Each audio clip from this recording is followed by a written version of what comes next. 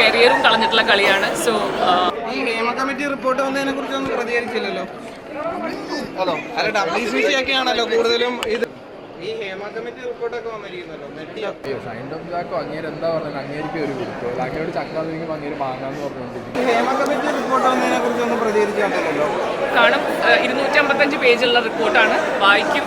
അല്ല, WCC ഒക്കെ ഒരുപാട് ശ്രമിച്ചതിന് ശേഷമാണ് ഇങ്ങനത്തെ ഒരു പഠനം തന്നെ നടന്നിരിക്കുന്നത്.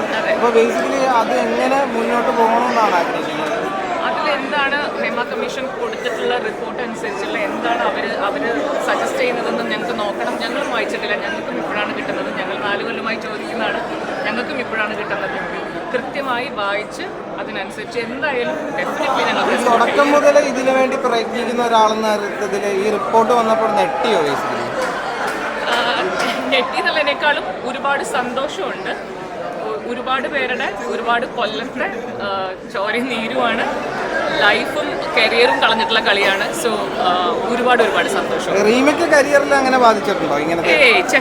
സർക്കാർ ഈ ഹേമ കമ്മിറ്റി റിപ്പോർട്ടൊക്കെ വന്നിരിക്കുന്നല്ലോ. അല്ല, നിങ്ങളെ ആക്ടേഴ്സ് അല്ലേ? എനിക്കതിനെ കുറിച്ച് ഒന്നും പറഞ്ഞുള്ളൂ. ഞാനും ഇതേപോലെ റിപ്പോർട്ട് വന്ന കാര്യം മാത്രമേ ഉള്ളൂ. മലയാള സിനിമയിലെ ചൂഷണത്തെ കുറിച്ചാണല്ലോ പറയുന്നത്. മലയാള സിനിമയിൽ നടക്കുന്ന ചൂഷണങ്ങളെ കുറിച്ചാണല്ലോ പറയുന്നത്. അപ്പോൾ അതാ ചോദിച്ചത്. അല്ല, ഒന്ന് ഇപ്പോൾ ഏറ്റവും അടിസ്ഥാനപരമായിട്ടുള്ളൊരു കാര്യം നിങ്ങൾക്ക് അറിഞ്ഞുകൂടാത്ത കാര്യത്തിനെ കുറിച്ച് സംസാരിക്കാതിരിക്കുക എന്നുള്ളതാണ്. അപ്പോൾ ഞാൻ അതിനെക്കുറിച്ച് മനസ്സിലാക്കിയിട്ടോ പഠിച്ചിട്ടോ ഒന്നുമില്ല. അപ്പോൾ നിങ്ങൾ ചോദിക്കുമ്പോൾ ഞാൻ എന്തെങ്കിലും പറഞ്ഞിട്ട് കാര്യമില്ലല്ലോ. അപ്പോൾ എനിക്ക് അറിഞ്ഞുകൂടാത്തൊരു വിഷയത്തെക്കുറിച്ച് ഞാൻ സംസാരിക്കുകയില്ല. കാര്യം സ്വന്തം മേഖലയിലാണല്ലോ ഇത് നടന്നത്. ലൈക്ക് അതിനെക്കുറിച്ചിട്ട് ഇപ്പം എന്തോ 235 പേജുള്ള എന്തോ പരിപാടി വന്നിട്ടില്ല. ഞാനത് വായിച്ചിട്ടില്ല. ഇത്ര സമയമുള്ളതുകൊണ്ട് അതിൻ്റെ ഇടയിൽ വേറെ ഒരുപാട് പരിപാടി. ഈ ഹേമ കമ്മിറ്റി റിപ്പോർട്ട് വന്നതിനെ കുറിച്ചൊന്നും പ്രതികരിച്ചില്ലല്ലോ. അതോ അല്ല, WCC ഒക്കെ ആണല്ലോ കൂടുതലും ഇത് ഇങ്ങനത്തെ ഒരു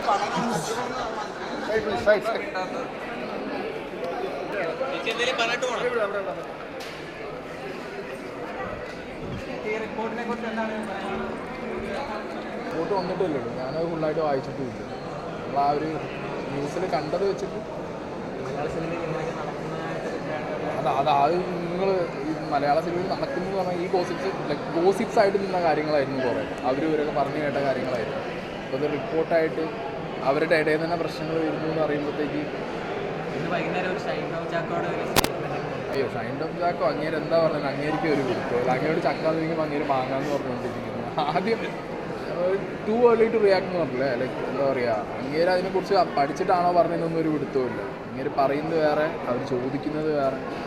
ഇതൊരു 4 വർഷം മുമ്പായിരുന്നു ഇങ്ങനത്തെ സംഭവം പഠിക്കാനൊക്കെ സർക്കാർ. ഇത്ര ലേറ്റായിട്ട് സർക്കാർ പുറത്തുവിടാനുള്ള അല്ല, അവർക്ക് അതിന് ടൈം കൊടുക്കണമല്ലോ. ഇപ്പോൾ 1 crore എബോവ് ഖജനാവിന് സ്പെൻഡ് ചെയ്തിട്ടുണ്ട്.